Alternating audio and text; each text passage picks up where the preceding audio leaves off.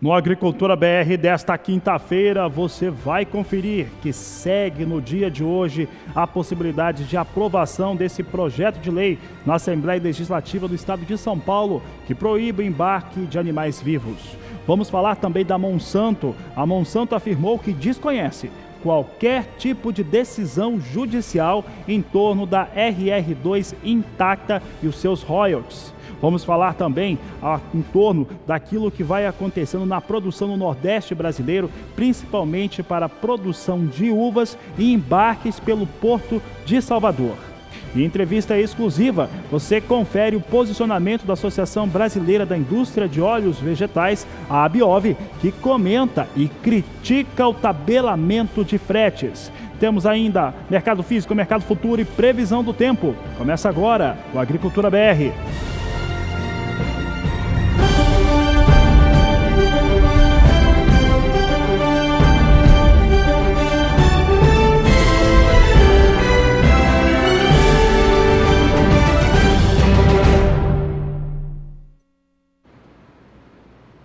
Uma boa tarde a você que está conosco aqui pelo canal do Boi, o canal que tem como foco o produtor rural brasileiro.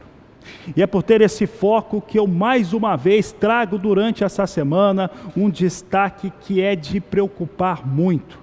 Na verdade, a entrevista que você vai conferir a partir de agora, feita pelo meu colega Walter Pulga Júnior em São Paulo, na noite de ontem, destaca motivo de sobra para a pecuária brasileira estar preocupada com os rumos e as ações que são tomadas no campo político nos estados brasileiros. Você vai ver agora uma entrevista que o Walter Pulga fez com o pecuarista Silvio Abreu. Ele comenta a respeito desse projeto de lei que pode ser aprovado hoje, precisa. Olha só, era para ter sido apreciado na terça-feira, não aconteceu. Na quarta-feira, ontem, não deu porque não tinha quórum. Qual que é esse quórum mínimo? 48 deputados. Se houver 48 deputados na Assembleia Legislativa do Estado de São Paulo, pode ser aprovado. Nesta última quarta-feira, haviam mais de 300 ativistas que nem por entender o motivo do qual eles estão pedindo para não embarcar animais vivos, estavam lá e fazendo muito barulho. Confira os detalhes na entrevista de Walter Pulga Júnior. Silvio de Castro Cunha. O Silvio é um exportador e diretor da ABREAV, da Associação Brasileira dos Exportadores de Animais Vivos. E a surpresa que o Silvio teve aqui, você vai acompanhar agora. Obrigado por essa entrevista, Silvio. Diga para mim, qual foi a surpresa quando você chegou aqui como diretor da ABREAV, preocupado com esse projeto 31/2018? Boa noite a todos, boa noite, Pulga, ao Câmara que está segurando essa Câmara aí há tanto tempo também, né? Dizer o seguinte, nós como brasileiros estamos tomando cada rasteira, especialmente agricultura e pecuária, que eu acho que é falta de participação nossa. Eu vim aqui para defender uma ação, não vim na primeira ação, porque quando falaram que ia proibir exportar animal vivo, eu achava que era uma insanidade tão grande que não passaria por uma casa desse tamanho. A Assembleia de São Paulo, para mim, é das maiores casas do Brasil, mais importante. Julgar uma questão tão absurda como essa não seria razoável. Pois bem, nós deixamos correr, aconteceu, vai para a votação, talvez hoje ou vai para a votação esse ano ainda, de alguma maneira. É um projeto totalmente absurdo. Nós estamos falando de 0,5% do rebanho brasileiro, 0,1% do que se abate. E essa exportação do animal vivo é um número muito pequeno. Só que nós estamos vendendo filé mignon, a preço de filé mignon boi vivo. É muito bom para o produtor, é muito bom para nós. Tudo bem que a indústria frigorífica não gosta, mas esse pessoal que está fazendo esse movimento aqui está criando uma força tal. E com esse tempo que eu estou aqui há 3 dias na Assembleia, eu vi outros projetos que vocês preparem-se para arrepiar, mas eu vou contar para vocês. Não sei se já sabem, o SBA fez há pouco tempo atrás, o canal do Boi, entrevista sobre os estragos, num dos canais de vocês, o estrago do javali nas lavouras, nas pastagens, que é uma praga que está virando, especialmente no estado de São Paulo, um horror, também no Mato Grosso, e que tem que ser controlado. Pois bem, qual foi a resposta da Assembleia? Ontem, conseguiu o deputado Trípoli, do interior de São Paulo, que é de São Paulo, de Campinas, aprovar uma lei aqui proibindo a caça do javali. Quer dizer, você vai ver o javali comer sua lavoura e você não vai poder fazer nada. Isso porque nós, assim como vocês e eu, estava aí trabalhando sem oportunidade de estar aqui brigando com os outros. Nós temos aqui 300 ativistas que nenhum trabalham, são pagos para proibir a exportação de boi vivo. Tem uma lei aqui do Feliciano Filho, que é o meu, que quer proibir a exportação de boi vivo, o deputado Feliciano Filho, do PEN de São Paulo, que quer proibir, acreditem, é a PL 714/2012. Pessoal, ele quer proibir confinamento no estado de São Paulo. É proibido confinar qualquer tipo de animal no estado de São Paulo, especialmente bovino, a partir do momento da votação disso. Eu não sabia, descobri aqui. Tem mais. Proibido do estado de São Paulo, uma outra dele também, tudo que é inseminação artificial e embrião. É um projeto de lei dele também em São Paulo que está correndo e pode ir à votação. Muitos pecuaristas não sabiam disso. Olha, poucos de nós que estamos aqui sabíamos disso. E eu acredito que os companheiros que estão em casa, pouquíssimos sabiam. E se nós deixarmos o Brasil correr solto, cuidarmos da nossa vida e achar que a política não é parte da nossa vida, infelizmente, nosso destino é muito cruel. Eles vão acabar com a pecuária e a agricultura no Brasil. Você viu a quantidade de absurdos? Esses absurdos todos, eles partem de um mesmo representante político. E olha, quando falamos de política, estamos falando desse fator mesmo, de representatividade. É legítimo cada segmento da sociedade ter o seu representante. A questão é que tem alguns que por vários outros motivos conseguem ter uma penetração, conseguem ter uma sensibilização muito maior. E para conseguir essa sensibilização, contam uma história errada. Essa questão dos embarques, elas conseguem resumir muito bem isso que eu estou falando. Agora imagina que esse deputado, eu estou com o nome dele aqui, o deputado Feliciano Filho, da Assembleia Legislativa do Estado de São Paulo, ele contou com nada menos, aqui ele vai sendo reeleito, mas ele tem uma média de 50 mil votos nas duas últimas eleições. Isso não é pouca coisa não, é muito voto que ele tem. E esses votos acontecem por meio dessas pessoas que o aprovam. Nós tivemos o Silvio, ele que é produtor rural também, comentando o que ele viu ontem. Eram mais de 300 ativistas que estavam presentes naquele lugar, na Assembleia Legislativa. E não estavam presentes ontem, estavam presentes na terça-feira, estavam presentes nesta quarta-feira, e eu já sei que eles estão na porta da Assembleia Legislativa de novo. Como que consegue ter esse tempo todo disponível para conseguir fazer esse tipo de pressão? Qual que é o fator que está incomodando aqui? É ano eleitoral, as pessoas sequer compreendem os motivos mesmos de ler esse projeto de lei, por que aprovar e por que principalmente não aprovar um projeto de lei como esse. Então, como a preocupação pode vir a ser apenas garantir votos, ou pelo menos não chatear uma parte importante do eleitorado, é muito possível que ele seja aprovado na Assembleia Legislativa de São Paulo, caso tenha quórum suficiente para isso.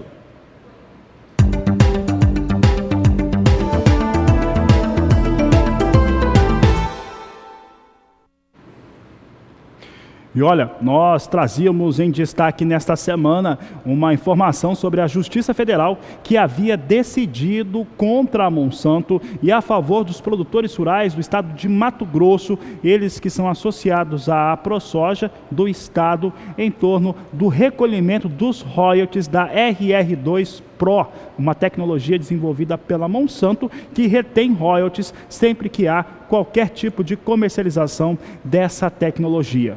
De acordo com uma carta aberta enviada pela Monsanto no final da tarde desta última quarta-feira, enviada também ao Agricultura BR, a Monsanto afirma que não tem qualquer conhecimento de qualquer decisão judicial em torno da RR2 Pro contra os seus interesses, contra a aquisição, a manutenção dos royalties aqui no Brasil. A Monsanto conta ainda que defende que não existia soja com proteção contra a lagarta antes da implementação da RR2 aqui no Brasil e por conta disso precisa receber os royalties pela tecnologia desenvolvida por essa empresa privada norte-americana, há pouco adquirida pela alemã Bayer.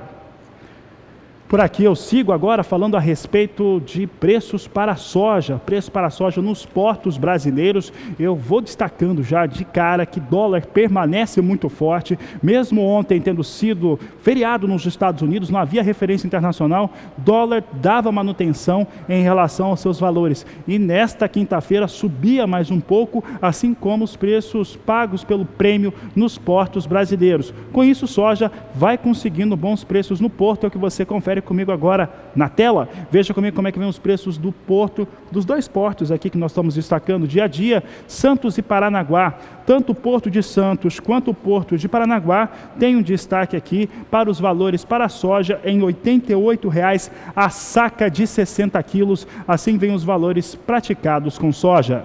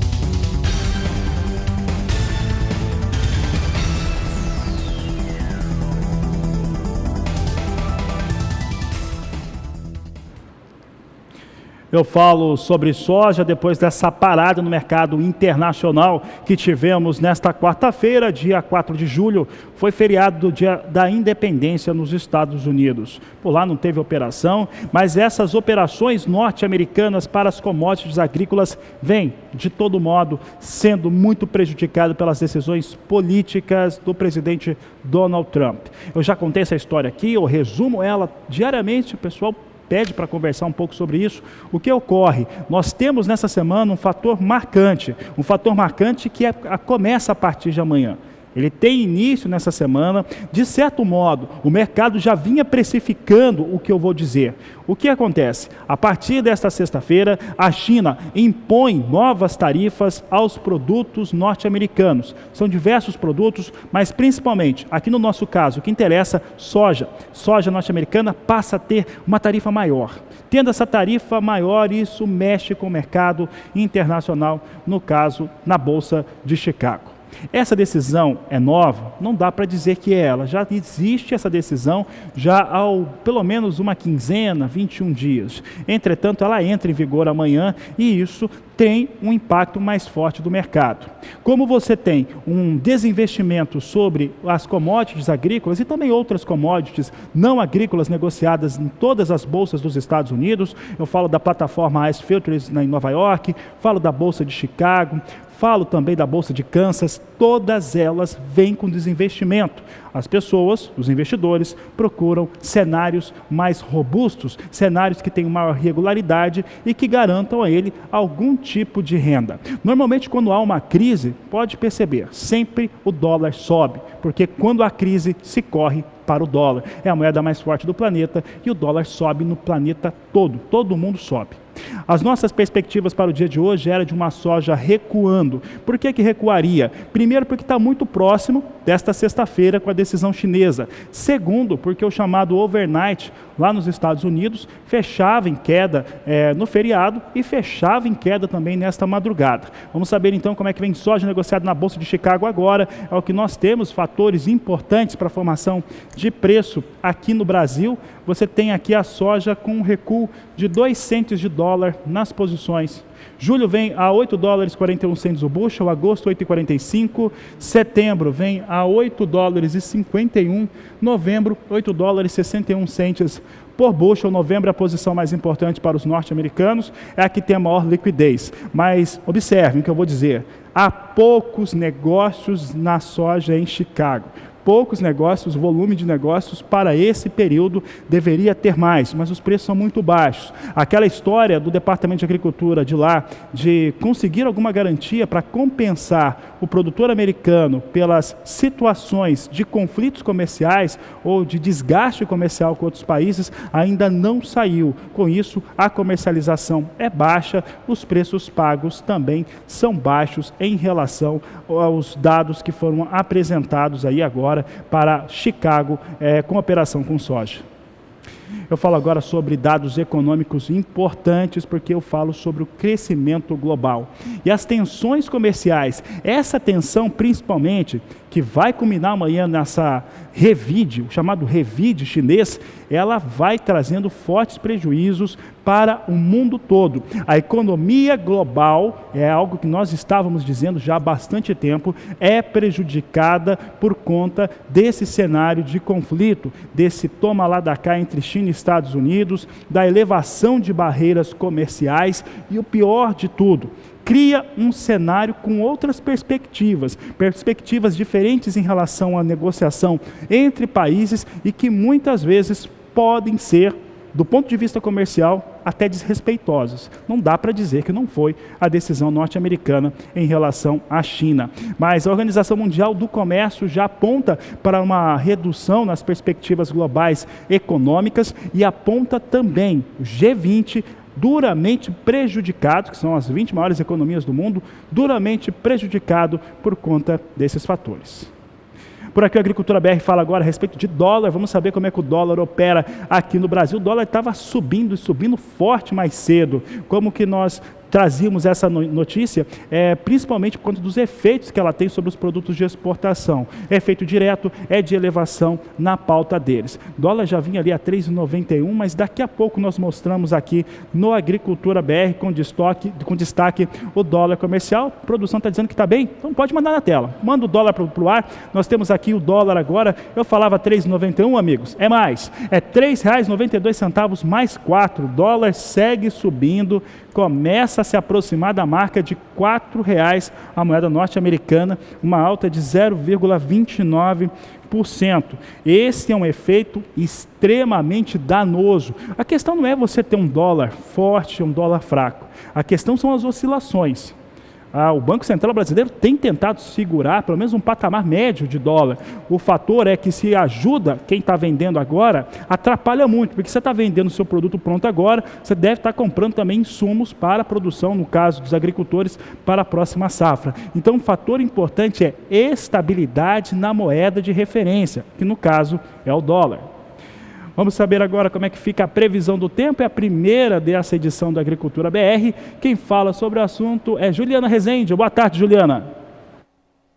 Olá, boa tarde a todos. A expectativa ainda é de tempo instável na região sul. Áreas de instabilidades atuam por lá durante os próximos dias e acabam mantendo essas pancadas de chuvas bem frequentes no sul do país. As condições de umidade do solo seguem altas por lá, passando de 90% os índices de umidade no solo em grande parte do Rio Grande do Sul, Santa Catarina até o sul do Paraná. É apenas no norte paranaense onde a umidade do solo caiu um pouquinho durante as últimas semanas, devido ao predomínio de tempo mais seco, o sol aparecendo. As temperaturas mais altas acabaram favorecendo para a perda de umidade no solo. No norte do Paraná, a umidade agora fica em torno de 40%, 50%, mas de maneira geral, grande parte da região sul ainda vem favorecendo as lavouras que estão em fase de desenvolvimento, com a manutenção desses índices de umidade do solo elevados em grande parte do sul do país. Para os próximos dias, mais previsão de chuva. Uma área de baixa pressão se forma próxima ao Rio Grande do Sul,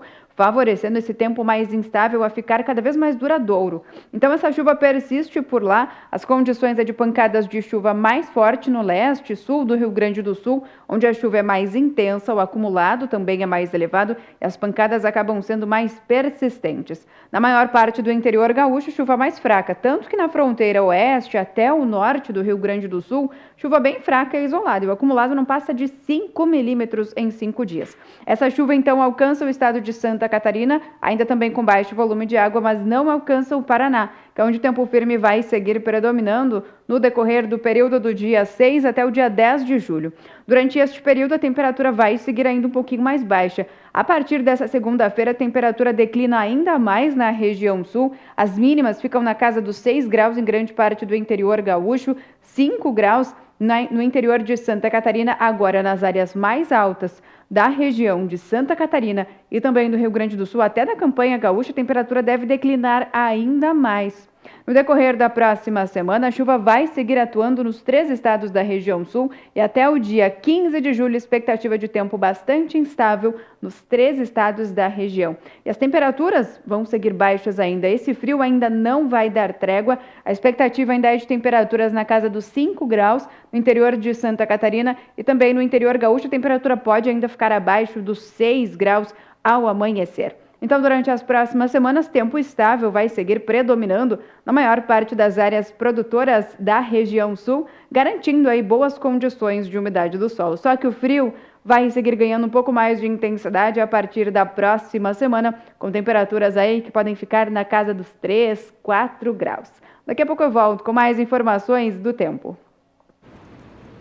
Obrigado, Juliana Rezende. Está aí clima sobre a região sul do país. Há uma previsão, você vai confirmar amanhã, durante a edição do Agricultura BR do meio-dia, como é que fica a situação para a próxima semana, principalmente a partir deste final de semana, onde há uma expectativa de quedas mais bruscas na temperatura. No centro-oeste, principalmente no Mato Grosso do Sul e parte de Goiás e no estado de São Paulo. Expectativa de um frio mais intenso. Sul de Minas também pode esfriar muito. E aí, é claro, tem uma preocupação se pode ter geada, como é que vai estar o fator de umidade do ar, umidade também do clima, que isso acaba influenciando muito, principalmente para alguns procedimentos de colheita, tanto no milho, no Mato Grosso do Sul e parte de São Paulo, Paraná também, e o café no sul de Minas Gerais.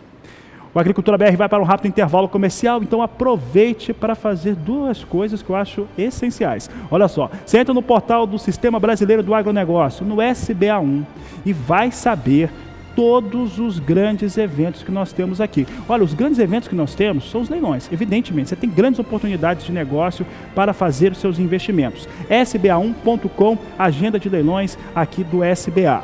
Mas se você quer tecnologia, quer informação, você também tem acesso a ela, porque nós estamos nas principais feiras agropecuárias, principalmente agrícolas, que acontecem pelo país. Então, não deixe de entrar. Olha, tem a Campo Grande Expo, tem a Exposição Nacional do Manga Larga Marchador, tem muita coisa boa aqui pelo SBA. Então, entre no nosso portal sba1.com. Eu vou para um rápido intervalo comercial e volto já. Uma das coisas mais confusas que existem no Brasil é quando você tem decisões importantes a serem tomadas em ano eleitoral.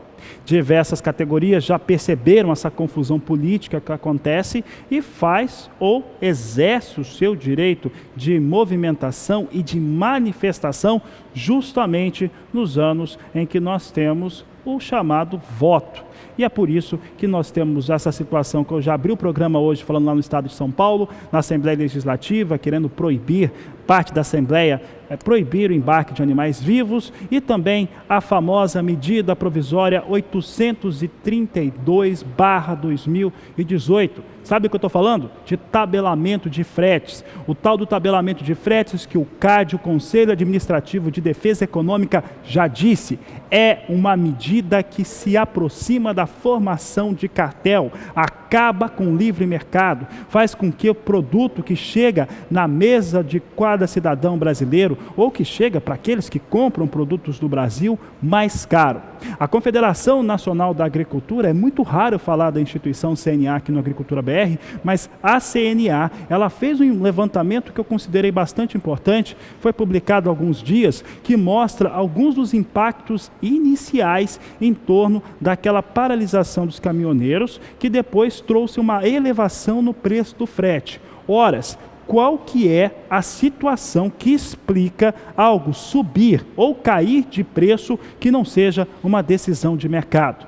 Pouca gente consegue explicar tal coisa, mas mesmo assim se tem aquela pressa em agradar a maioria e aprovar ou tentar aprovar situações como essa que eu cito agora.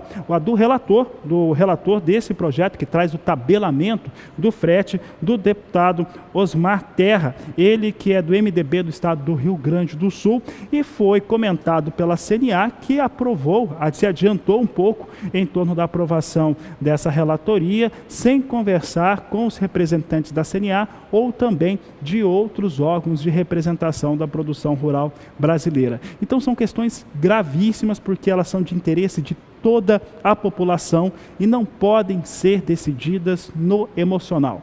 Vamos ver então parte desse estudo da CNA, nós fizemos um resumo, vai aparecer na tela para você, você acompanha comigo os dados que a CNA destaca e que eu acho particularmente muito importante. Colocamos da seguinte forma: prejuízos causados pela greve dos caminhoneiros, apenas nos grãos. Fator: primeiro, aumento médio dos fretes. Todos os fretes ficaram mais caros. O meu amigo Gleiton Medeiros, que eu sei que está me acompanhando agora, lá no Sergipe, me disse ontem que puxar milho, por exemplo, do Mato Grosso para Sergipe, Alagoas e também parte do estado da Bahia ficou R$200 mais caro pelo frete, saiu de 400 e alguma coisa para R$630 o valor do frete. Isso não é pouca coisa. Gleiton, se você tiver em contato, entre em contato aqui conosco, dá o seu recado aqui no Agricultura BR. Qual que é o prejuízo disso? 17 bilhões de reais. Quem é que o senhor acha que está pagando essa conta?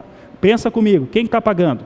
A extinção. Essa questão de extinção aqui que nós colocamos é porque deixaram de existir mesmo. 29 mil postos de trabalho, direto e indireto. São 29 mil empregos a menos, senhores, que estão nos acompanhando. Num país em que você precisa ter um aumento da atividade, das pessoas ocupadas, uma melhor divisão dos recursos também, que isso é importante que as pessoas também comecem a ganhar melhor, mas que você tem tantas situações como essa que são prejudiciais à população, fechar 29 mil postos de trabalho não é fácil, não é inteligente. Veja só, temos aqui também 12,1%, de acordo com a CNA, de aumento no preço do arroz, das carnes, do feijão, leite, ovos, tubérculos, frutas e legumes, de acordo com a CNA. A CNA apresentou uma ação direta de inconstitucionalidade, o chamado ADIM, no STF, no último dia 12 de junho, contra essa medida provisória que tanto traz preocupação, não é só para o produtor rural brasileiro não, para a economia brasileira. É a economia brasileira que está em risco com essa história de tabelamento de fretes. Isso não é considerado uma ação comercial padrão, está sendo analisada pelo STF, se faz ou se não faz, mas é algo que traz muita preocupação e em ano eleitoral tudo pode acontecer.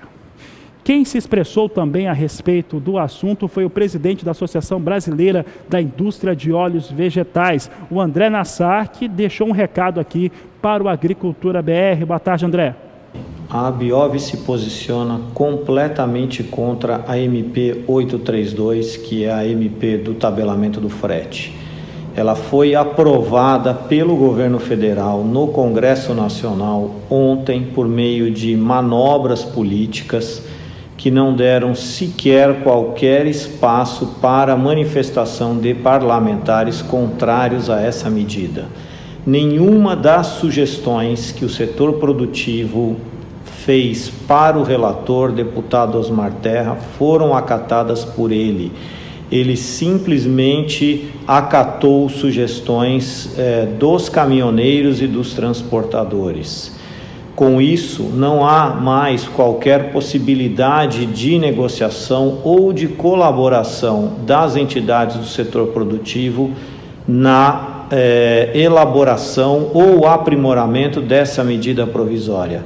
A decisão do governo federal foi publicar uma medida provisória que impõe todo o custo das ineficiências do transporte rodoviário de cargas no Brasil nas costas do setor produtivo. Por isso, a Abiov se coloca frontalmente contra a essa medida provisória. O tabelamento de fretes já está trazendo muitos problemas para o consumidor brasileiro e para o setor produtivo. O André Nassar, um grande abraço, não sei se ele está acompanhando o programa agora, mas um grande abraço a ele, a todo o pessoal da ABIOV, Associação Brasileira da Indústria de Óleos Vegetais, obrigado pela participação no Agricultura BR. Mas olha, preocupa mesmo. Essa preocupação está fazendo com que se tenha uma movimentação menor de cargas no país, movimentação menor também de grãos. Quem comentou a respeito é a posição de governo, né? A posição do governo federal foi o ministro Carlos Marum, que deu o seu recado também a respeito de tabelamento de frete. Vamos ouvir o que ele disse. Os compromissos do governo e os compromissos do governo serão cumpridos. Nós estamos atuando, estamos agindo para que tudo com o que nós nos comprometemos se transforme em realidade, como está acontecendo. Essa MP que o governo editou no âmbito desse acordo, ela tem um prazo de validade ainda até, acho que vai até agosto, setembro, né? Setembro, e eu não tenho a mínima dúvida que ela vai ser aprovada, porque, inclusive, naquele momento, nós éramos pressionados, digamos, por vários parlamentares, no sentido de que se chegasse, né, a uma solução para o movimento. Naquele momento, nós tínhamos que solucionar, aquele movimento não podia continuar. Nesse âmbito, nós tomamos decisões, assumimos compromissos que o governo faz questão de cumprir. Vou falar agora com o Carlos Marum, que conheço pessoalmente. Pessoalmente, gosto do ministro Carlos Marum, mas nesse momento ele é governo. E olha só, fato é que assumir um compromisso no qual você tem um forte custo e não é o governo que paga a conta, é muito fácil. A verdade é essa. Assumir um compromisso para quem trabalha nesse país pagar a conta. É importante lembrar que o governo faz força para que essa medida provisória seja aprovada. Essa medida provisória com tabelamento de fretes, que aqui a gente não está dizendo que o caminhoneiro não tem que receber, gente. O caminhoneiro tem que receber e receber justamente, de maneira justa. O que quer dizer justo? Quer dizer que quando se há uma grande procura, a demanda é mais alta, o preço levanta, o preço aumenta. Não é assim com a sua soja, não é assim com o seu boi, não é assim com aquilo que você produz. Para o caminhoneiro é a mesma coisa. Se a procura é maior, aumenta o preço. Quando a procura é menor, porque você está em período de entre-safra, o preço também é menor. Todos os outros fatores que fazem com que se tenha impacto no custo de quem está na estrada, trabalhando, muitas vezes arriscando a sua vida nas rodovias mal cuidadas pelos governos federal, estadual e municipal, esse cara ele está sujeito, que é o caminhoneiro, ele está sujeito aos desmandos do governo, como, por exemplo, as tributações, os impostos sobre combustíveis, as tributações também sobre os seus próprios veículos e ainda tem todos os fatores ligados às burocracias que temos para colocar um veículo como esse, uma carreta, um caminhão, para transporte de cargas. Então, não assuma, o governo, nesse caso, assumiu um compromisso no qual ele não arca com nenhuma responsabilidade. Assumiu um compromisso para quem trabalha no país assumir com aquilo que ele acordou com o setor dos caminhoneiros, e isso é muito grave.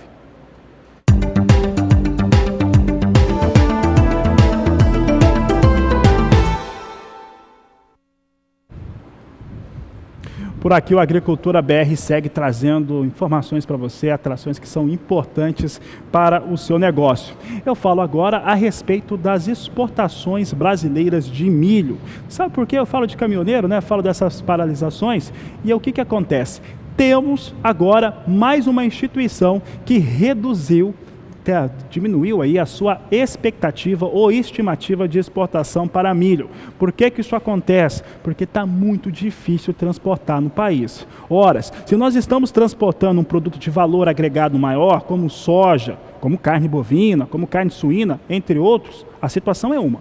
Agora, se estamos transportando milho, a situação é outra, ele vale menos. É um produto com um valor menor. Então, o que está dizendo a ANEC, a Associação Nacional dos Exportadores de Cereais, que há redução na estimativa de embarques de milho do Brasil. Uma redução que em junho apontava para 30 milhões de toneladas e agora eles reduzem em 20 para 28 milhões de toneladas. É mais uma empresa, mais uma instituição que toma essa decisão porque está vendo que a coisa está difícil no Brasil. Veja comigo na tela quais são as estimativas atualizadas então para a exportação de milho de acordo com a ANEC. A ANEC, Associação Nacional dos Exportadores de Cereais, em junho, está ao contrário aqui o nome dos meses, mas é o seguinte, em julho ela estima 28 milhões de toneladas a serem exportadas. No mês passado, eram 30 milhões de toneladas que nós tínhamos de estimativa para as exportações brasileiras do cereal.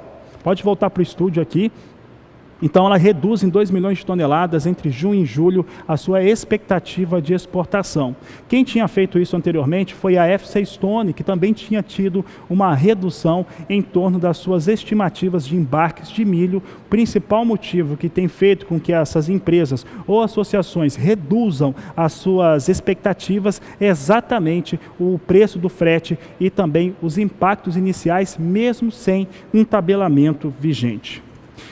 Continuamos falando de milho porque tem perdas causadas por vários impactos no estado do Mato Grosso sobre o cereal. Quem fala sobre o assunto é o repórter Valdir Pacheco. Sorriso, a capital nacional do agronegócio, já chega a 55% da colheita do milho segunda safra. E esse ano se repete. Um fungo está se manifestando nas lavouras que está comprometendo já quase 8% da colheita. Eu converso agora com o presidente do Sindicato Rural de Sorriso, Luimar Geme. E aí, Luimar, quantos por cento dos produtores já foram atingidos por esse fungo? Vem acontecendo nos últimos anos aí a presença de um fungo causando um número bastante elevado de grãos avariados. É uma preocupação.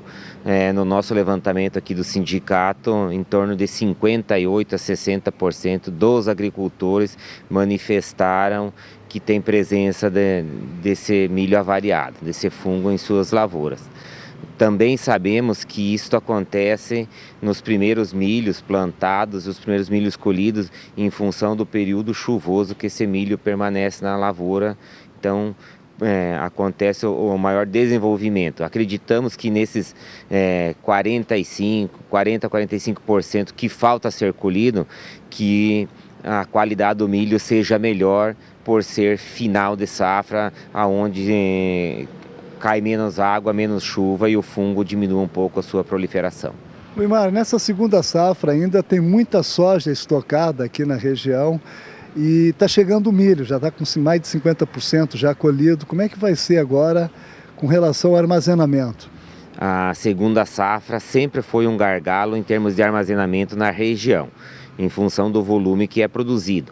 Este ano, uma preocupação a mais.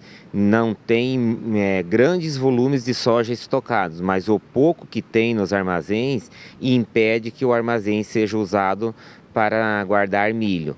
Também em função do problema da tabela de preço para transporte, para logística, causou uma retração da retirada, tanto do soja quanto dos primeiros milhos colhidos. O agricultor sempre faz algumas vendas com entregas imediatas ao início da colheita, para manter espaço e para ter espaço disponível para o restante da sua colheita. Os produtores utilizam muito aquela tecnologia do silo bag. Mais uma vez aí deve estar presente nas lavouras. Sim, a gente já ouve alguns agricultores lançando mão dessa atividade, desse mecanismo que favorece para que ele guarde o seu milho. Nem todos estão preparados e é um problema também na hora do carregamento, porque nem todo comprador gosta de carregar na lavoura ou no silo bolsa onde ele está protegido e guardado. Mas é sim um mecanismo que, quem sabe, seja mais útil este ano do que em outros anos. Ok, Luimar, muito obrigado pela sua participação. Acabei de conversar com o presidente do Sindicato Rural de Sorriso, Luimar Geme. Valdir Pacheco para o SBA, Sistema Brasileiro do Agronegócio.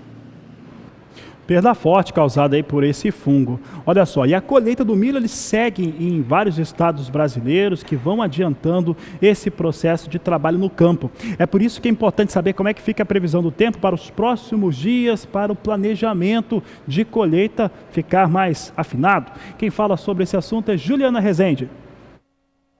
O predomínio de tempo mais seco e a falta de chuvas na parte central do Brasil favorece para o andamento das atividades no campo. E é por isso que os produtores de milho segunda safra avançaram com as atividades de colheita nas lavouras. O Mato Grosso é o estado mais adiantado da região centro-oeste, já passou agora de 20% de áreas colhidas no estado. As condições de umidade do solo seguem baixas ainda. Os índices ficam em torno de 10% nas áreas em laranja do mapa, nas áreas em rosa de 20% a 30%. A umidade ainda segue um pouquinho mais elevada no sul do Mato Grosso do Sul, devido às chuvas mais frequentes que avançam da região sul, acabam alcançando o extremo sul do estado sul-mato-grossense. A partir dos próximos dias não tem previsão de chuva ainda, até pelo menos o dia 10 de julho, a chuva vai seguir ainda muito longe da região centro-oeste. Apenas lá na região sul é que ainda vai seguir chovendo. E a massa de ar mais seco mantém o predomínio de sol na parte central do Brasil, garantindo temperaturas altas durante a tarde, diminuindo também a umidade do ar nas horas mais quentes do dia. A partir da próxima semana, entre os dias 11 e 15 de julho, até volta a chover no extremo sul do Mato Grosso do Sul por conta de áreas de instabilidades lá da região sul. Mas são pancadas que vão alcançar a região centro-oeste de forma bem fraca e também com baixos acumulados. E acabar ficando muito localizada nas áreas mais ao sul do estado do Mato Grosso do Sul. Nas demais áreas, tempo bastante firme, ainda predominando, por isso não tem previsão de chuva abrangente na região centro-oeste. No decorrer do terceiro e último período, até o dia 20 de julho, essa chuva vai seguir ainda concentrada no sul do Mato Grosso do Sul, não vai conseguir avançar pelas demais áreas da região centro-oeste. Então, durante as próximas semanas, a condição de tempo na parte central do Brasil pouco vai mudar. A expectativa é de mais semanas de tempo aberto, sol aparecendo, temperaturas altas e também umidade do ar mais baixa, com essas temperaturas aumentando de forma mais expressiva. Com isso, esse cenário ainda vai seguir mantendo o solo com baixas condições de umidade, mas, por outro lado, acaba favorecendo os produtores de milho segunda safra, que devem avançar com as atividades de colheita nas lavouras nas próximas semanas. Daqui a pouco eu volto com mais informações do tempo.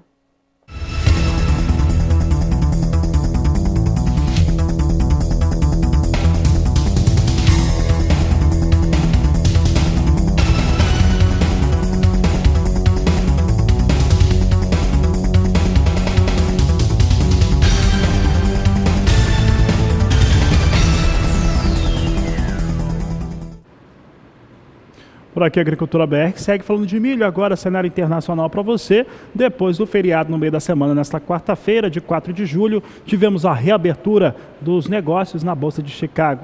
Veja conosco como é que vem o milho sendo negociado nesse momento. É o que a Agricultura BR traz em destaque. Pode colocar na tela: milho, mercado ao vivo para a Bolsa norte-americana. Temos aqui o milho vindo em situação de estabilidade total para o milho.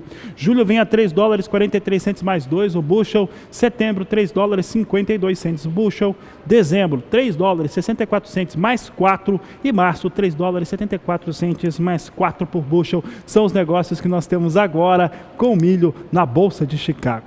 Olha, daqui a pouco nós vamos voltar, vamos para o intervalo, você já sentiu isso, né? Vamos para o intervalo, daqui a pouco nós vamos voltar e falar de café, falar de embarques de café no porto, falar como é que está esse processo, esse trabalho todo, e você aproveita, já que vamos para o intervalo, para entrar em contato com a equipe da Agricultura BR. O pessoal está aqui já pronto para receber a sua informação, as suas fotos, o seu vídeo, a sua pergunta também. E é simples, você manda através do Facebook, manda através do Twitter e manda também através do WhatsApp. Estamos esperando, 67996562266. Entre em contato, nós vamos para o intervalo comercial e voltamos já. Colheita e clima para o café aqui no Brasil, que você confere a partir de agora.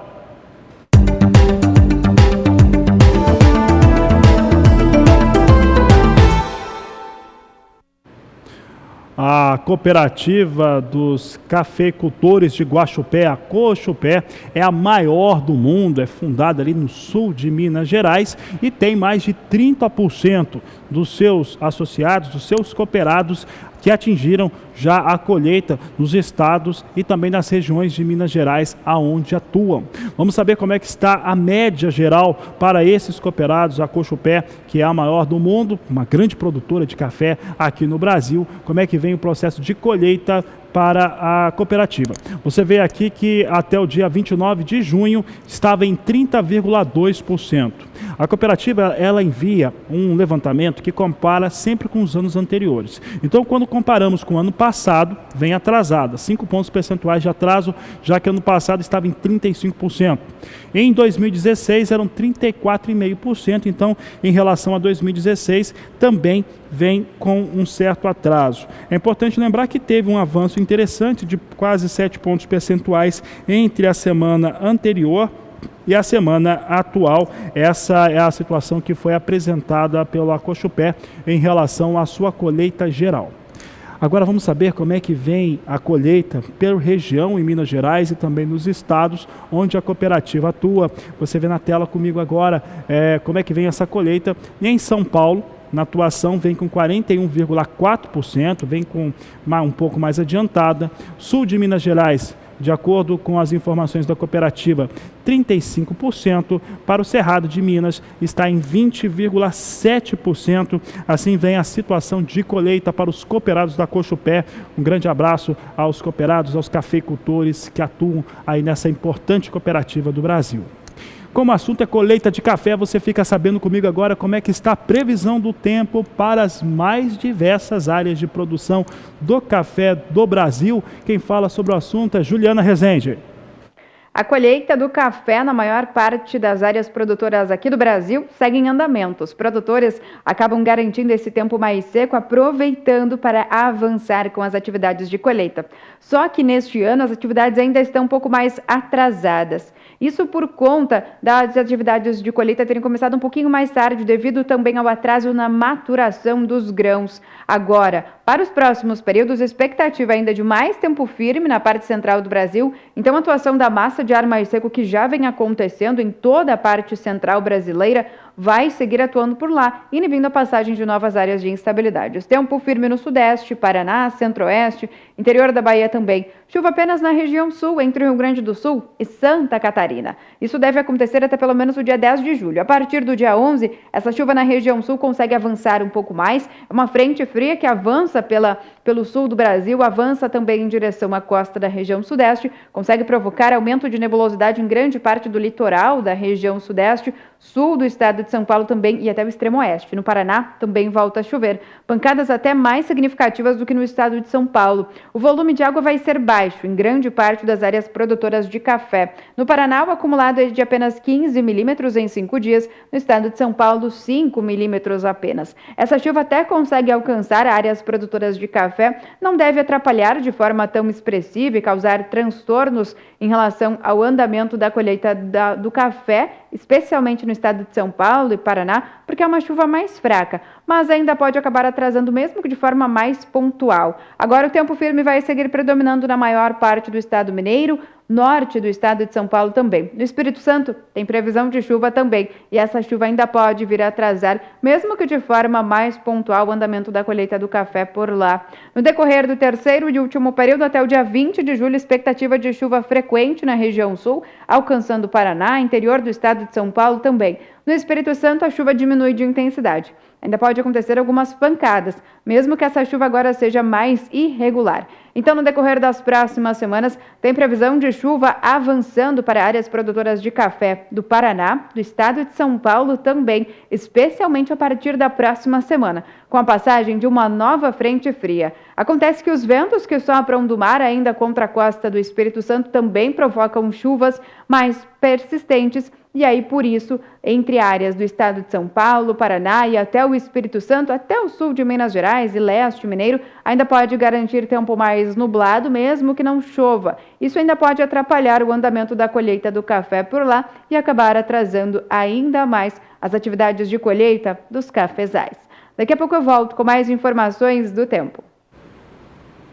Obrigado, Juliana. Olha só, por aqui o Agricultura BR destaca a partir de agora os negócios com café na Bolsa de Nova York. Nova York também acaba ressentindo das situações criadas pelo governo norte-americano, porque tem um desinvestimento geral em várias posições, não só com café, mas também com outras commodities. Vamos saber como é que vem os negócios agora, depois de um feriado nos Estados Unidos. Nós temos as posições aqui sendo negociadas com queda e vai caindo bastante, vai caindo cerca aqui de 1,5 cento de dólar essas posições. Julho vem com $1,08 mais 35 a libra peso. Setembro, $1,10 mais 35 por libra peso. Dezembro, $1,13 mais 80. Março de 2019, $1,17 mais 35 por libra peso. Verdade é que a situação não está fácil, os valores vêm bastante pressionados. É claro que essa queda também de hoje, ela não reflete apenas as pressões que existem no mercado mesmo para café, mas também o dólar no Brasil, que vem a R$ 3,92, vem a R$ 3,92 há pouco. É bem difícil o cafeicultor conseguir faturar um dólar mais alto, porque é subir o dólar aqui e baixarem o café em Nova York.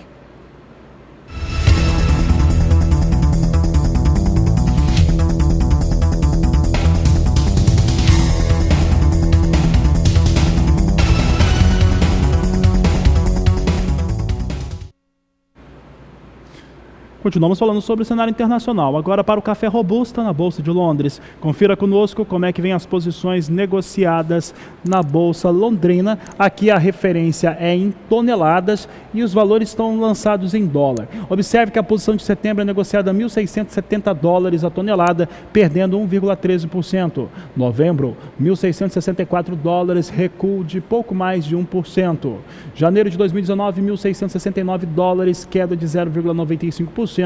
Março de 2019, $1.680, queda de 0,89%.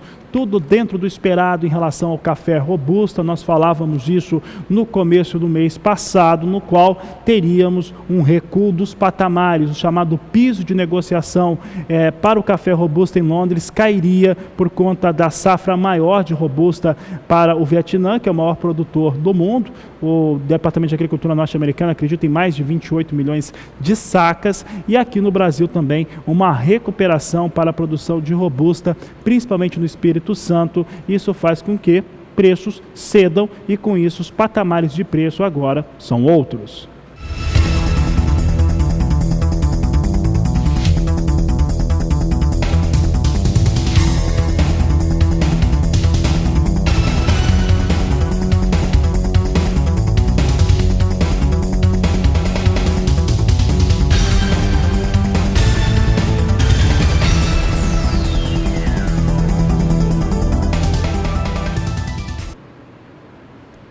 A Agricultura BR vai para mais um rápido intervalo comercial. Daqui a pouco voltamos. Vamos voltar a falar de soja daqui a pouco, trazendo destaques importantes daquilo que é importante para o seu negócio.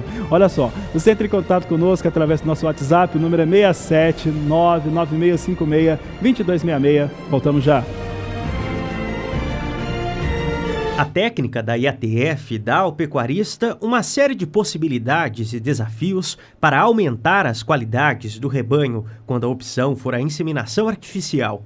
Poder definir o momento em que as vacas vão ser inseminadas sem a necessidade de observar o cio traz diversas vantagens. Melhor manejo reprodutivo, possibilita multirões para acompanhar o período de nascimento dos bezerros e permite a padronização do rebanho. Facilita muito a vida do pessoal no campo, mas principalmente permite trabalhar com vacas que não estão ciclando, vacas em condição anovular, concentra as inseminações e principalmente concentra o nascimento de mais bezerros no início de uma estação de nascimento, o que é muito favorável e aumenta a produtividade. Então tem uma somatória de fatores aí que mostra o benefício dessa tecnologia quando bem empregada na nossa pecuária. A MSD Saúde Animal destaca a importância da técnica que, quando bem empregada, pode aumentar o índice de produção de qualquer fazenda. Com um número expressivo de matrizes inseminadas, apareceu a necessidade de manter o controle dos resultados. Foi aí que nasceu o software Siga Maxicorte, um programa de gerenciamento e coleta de dados da IATF. Serve para ele coletar todas as informações referentes ao processo de IATF ao longo da estação de monta, de modo que ao término da estação de monta ele emite relatórios para esse profissional, relatórios analíticos, e que ele pode entregar ao cliente dele, fazendo algumas análises, o que está ruim, o que está bom, o que pode melhorar, e a partir daí estabelecer um planejamento. De acordo com o gerente técnico da MSD Saúde Animal, a empresa vem aprimorando o estudo da tecnologia para enfrentar o desafio de emprenhar as novilhas cada vez mais cedo, estabelecendo rotinas na propriedade. Principalmente no que tange a nutrição dessa novilha, dessa bezerra. Por quê? Porque quando você quer submeter uma bezerra, uma novilha, vamos dizer assim, à reprodução entre 12 e 14 meses de idade, nós temos que começar a suplementá-la a partir da desmama, vir suplementando até a primeira concepção, continuar suplementando até o segundo parto dela. Por quê? Porque como a gente está inseminando ela com 12 meses, quando ela estiver parindo pela segunda vez, ela ainda está em crescimento.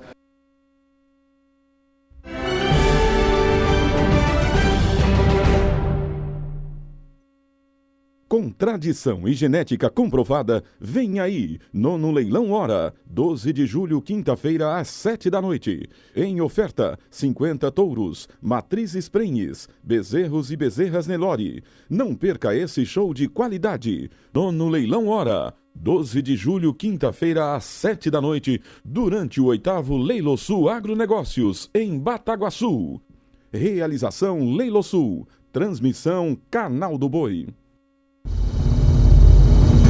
Hoje, 5 de julho, 54º Leilão Noite do Nelore Colonial, às 8h30 da noite no Canal do Boi. Oferecimento Sementes Agromax. Seriedade e segurança na formação de pastagens. 0800 038 1005. Tá bom, você investiu em genética. Agora chegou a hora da pastagem da sua fazenda te dar lucro. Sementes Agromax. É isso mesmo, o momento é agora. Somente quem tem tecnologia e produção própria pode lhe auxiliar a ter mais lucro na produção de leite e carne. Pasto verde o ano todo é garantia de lucratividade e dinheiro no bolso. Ligue e fale com a gente. Sementes Agromax, seriedade e segurança na formação de pastagens. É surpreendente a qualidade dos animais da agropecuária Onix e Nelore Zeus. São perfeitos e bem avaliados nos principais programas de melhoramento em rusticidade, desempenho e alta genética. Leilão especial de touros Onix e Zeus, 14 de julho, a partir das 14 horas. 200 touros melhoradores Nelore PO. Adquira e aumente a lucratividade do seu rebanho. Reserve esta data, dia 15 de julho, domingo às 14 horas, a Ricardo Nicolau Leilões apresenta Leilão Agrocampo Nutricampo Moia. Oferta de 3.000 animais de porte com transmissão ao vivo pelo canal do Boi, direto do Parque de Exposições, no último dia da Expo Líder 2018. Informações 66-3532-0077 ou www.ricardonicolaulailões.com.br. Apoio Sindicato Rural de Colíder. Realização Ricardo Nicolau Leilões.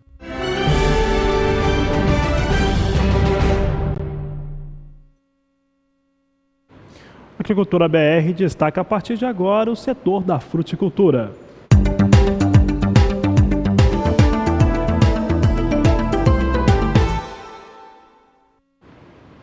Uma notícia bem interessante, porque nos últimos 4 meses houve uma elevação das exportações de uvas produzidas no Vale do São Francisco em 68% pelo terminal de containers do Porto de Salvador, comparado, claro, ao mesmo período do último ano.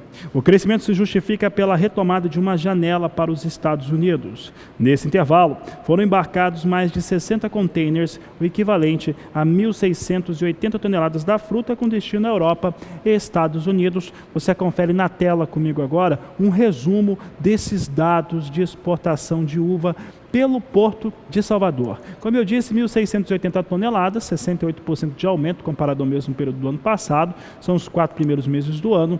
Destinos principais, Europa e Estados Unidos. Olha, isso tem acontecido principalmente embarques semanais e também os embarques mensais por conta de uma solidificação das atuações do Porto de Salvador, algo que tem sido visto durante os últimos meses, fazendo com que as frutas e os produtos desenvolvidos principalmente no Vale do São Francisco, aí também temos outros produtos que acabam ganhando esse mercado, como limão, manga, entre outros, consigam chegar aos seus mais variados destinos. O Porto de Salvador tem como característica uma grande reforma que aconteceu entre os anos de 2011 e 2012 e tem conseguido garantir melhores resultados. Para os principais destinos de exportação do Vale do São Francisco, ele está entre os principais do Nordeste na Escola dos Produtores, com vantagem de estar muito próximo da região de produção, 500 quilômetros de distância e oferecer uma estrutura adequada. Atualmente, o Terminal Baiano disponibiliza 2 rotas com agendamento online 24 horas, portões exclusivos para a carga e um atendimento eficiente do Ministério da Agricultura e Pecuária todos os dias da semana, das 7 até as 20 horas. É um porto bastante moderno, como eu disse, teve uma reforma importante entre os anos de 2011 e 2012 também, e está atendendo bastante também os produtores de frutas que exportam através de contêiner no Porto de Salvador. Por aqui nós continuamos falando ali para a região Nordeste, trazendo a previsão do tempo para o estado da Bahia, do Sergipe, para produtores da fruticultura e também para a parte de Minas Gerais. Quem fala sobre o assunto é Juliana Rezende. Áreas produtoras de hortifruti do interior de Minas Gerais, da Bahia, também vêm sendo prejudicadas devido à falta de chuvas. Essa diminuição das instabilidades nessa época do ano é muito normal. Tanto que agora alguns produtores até já se preparam em relação a essa falta de umidade no solo. No interior de Minas Gerais, a umidade caiu bastante, especialmente no oeste, Triângulo Mineiro. Mesma condição também acontece na faixa oeste até o centro da Bahia. No estado de Sergipe, a condição é bem diferente. As chuvas mais frequentes por lá, que geralmente acontecem nessa época do ano em toda a costa da região nordeste, mantêm o solo com boas condições de umidade. Isso também acontece em toda a faixa litorânea da Bahia. Então, nessas áreas de Sergipe, leste da Bahia, a umidade do solo ainda vem garantindo boas condições para o desenvolvimento das lavouras de hortifruti. Para os próximos dias, tem previsão ainda de mais tempo firme em grande parte de Minas Gerais. Interior da Bahia também não deve chover por lá até pelo menos o dia 10 de julho. A atuação da massa de ar mais seco inibe a passagem de novas áreas de instabilidades e acaba mantendo o predomínio de sol, a umidade do solo também mais baixa. Chuva frequente ainda acontece em grande parte do litoral da Bahia e Sergipe. Só que durante os próximos dias essa chuva vai começar a perder um pouco mais de intensidade. Tanto que as pancadas mais fortes no Nordeste acabam migrando um pouco mais para as áreas mais ao norte. Então a chuva perde força na faixa leste, acaba ficando um pouco mais fraca, isolada e até irregular. E aí o volume de água também acaba diminuindo. O acumulado de chuva na faixa leste da Bahia fica em torno de 5 milímetros apenas. A partir da próxima semana, entre os dias 11 e 15 de julho, expectativa de chuva retornando para toda a faixa leste da região sudeste, alcançando também o leste de Minas Gerais. Essa chuva vai ser fraca, vai ser irregular, não deve ter aquele potencial para aumentar de forma expressiva a umidade do solo, mas serve para amenizar essa condição de tempo mais seco. Na Bahia e também em Sergipe, expectativa de chuva frequente no estado sergipano e toda a faixa litorânea da Bahia, apesar da chuva seguir ainda um pouco mais fraca. E até pelo menos o dia 20 de julho, a chuva vai persistir no estado de Sergipe, litoral da Bahia, e ainda agora no estado de Minas Gerais as instabilidades perdem intensidade. Então, durante as próximas semanas, chuva frequente em Sergipe, toda a faixa litorânea e leste da Bahia, mantendo o solo com boas condições de umidade, favorecendo as lavouras de hortifruti. Agora, em Minas Gerais, até tem previsão de alguns poucos episódios de chuvas a partir da próxima semana, mas essa chuva deve ter curta duração e não deve aumentar as condições de umidade de forma expressiva para as lavouras de hortifruti. Daqui a pouco eu volto com mais informações do tempo. O Conselho do Fundo de Desenvolvimento do Cacau do Estado do Pará informou sobre a liberação de recursos para o desenvolvimento e aquisição de sementes para a cultura. É o que você confere conosco agora na tela, os recursos que estão sendo disponibilizados para as sementes híbridas do cacaueiro. Os recursos para as sementes híbridas do cacau no Pará totalizam R$ 756.740. A aplicação entre setembro de 2018 e agosto do próximo ano. Quantidade de 15 milhões de sementes para pequenos e médios agricultores. Essa é a situação colocada aqui pela produção de cacau no estado do Pará. O projeto da Comissão Executiva do Plano de Lavoura Cacoeira pretende fornecer 15 milhões de sementes de qualidade de cacau para garantir um melhor desempenho, um melhor desenvolvimento da fruta no estado. E não é só isso, a reunião que chegou a essa conclusão foi desenvolvida durante um encontro na Secretaria de Desenvolvimento do Estado, que definiu por essa situação, como você acompanha na tela comigo, para o cacau. Aqui nós temos a afirmação de Carlos Ramos, secretário de Estado do Estado do Pará, que disse o seguinte: somos respeitados no país, mas precisamos fortalecer as ações de desenvolvimento da nossa cacauicultura, porque as indústrias têm interesse de conhecer o potencial do Estado para futuros empreendimentos, afirmou João Carlos Ramos, secretário de Desenvolvimento Agropecuário e de Pesca do Estado do Pará, comentando os investimentos para o setor e também nas sementes híbridas.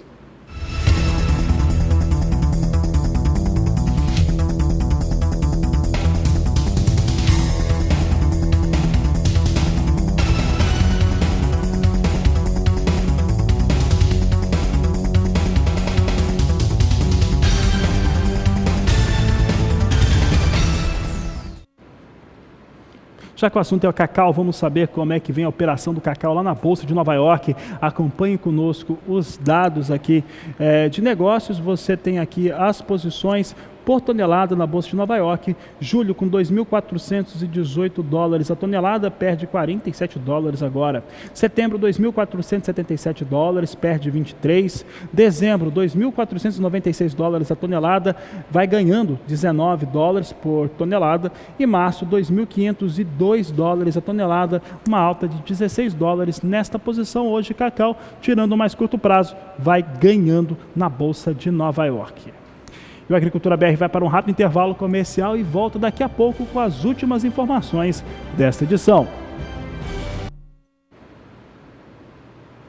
A Agricultura BR traz em destaque agora as últimas informações dessa edição. Você sabe que eu encerro falando a respeito de dólar, também de soja. Vamos saber como é que vem a operação nesse momento para a oleaginosa nos Estados Unidos. Vinha perdendo, essa circunstância era esperada pela produção da Agricultura BR, depois de um dia de feriado nos Estados Unidos e nas vésperas da entrada de novas tarifas da China sobre produtos norte-americanos. Confira na tela comigo como é que vem os negócios neste momento.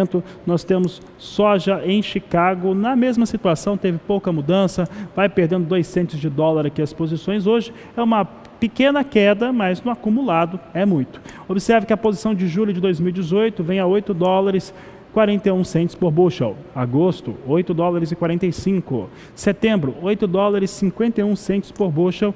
E por último, posição de novembro, posição importante para os americanos, é onde está negociado a maior parte da sua safra, venha a 8 dólares 62 centes por bushel. Assim vem os negócios com soja na Bolsa de Chicago. A gente segue falando agora a respeito do dólar, que vem trazendo uma influência muito forte para os negócios aqui no Brasil. O dólar comercial vem com alta, hoje já chegou a testar próxima a R$ 3,93. Confira conosco como é que vem a moeda norte-americana agora. Você tem aqui o dólar comercial neste momento a R$ 3,92, uma alta pequena de 0,19%, mas opera em campo positivo o dólar comercial no Brasil. Olha, com essas informações, essa edição da Agricultura BR fica por aqui. Nós voltamos logo mais a partir das 17 horas e 20 minutos no horário de Brasília, porque você já sabe. Este é a Agricultura BR, a inteligência e a transparência do agronegócio, sempre com você. A todos uma excelente tarde e até mais.